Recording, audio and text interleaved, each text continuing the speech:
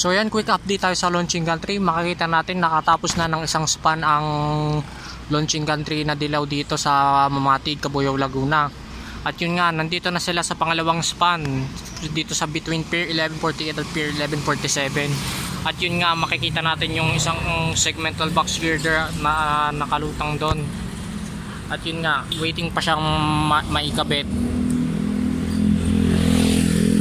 Basta tuloy-tuloy pa rin ang paggawa nila pati sa mga poste na nandito hanggang dun sa may katapatan.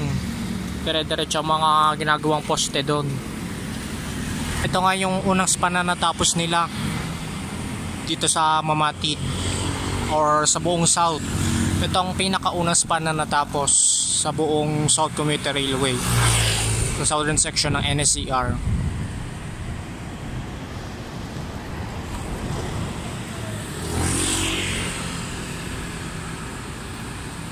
Ito bang isang view?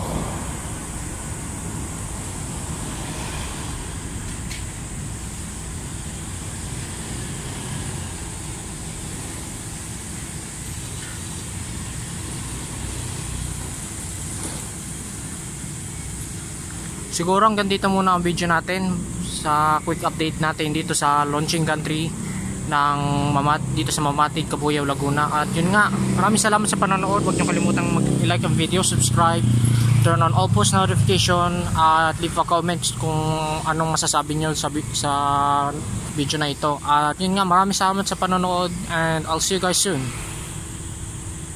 I like when she's dripping.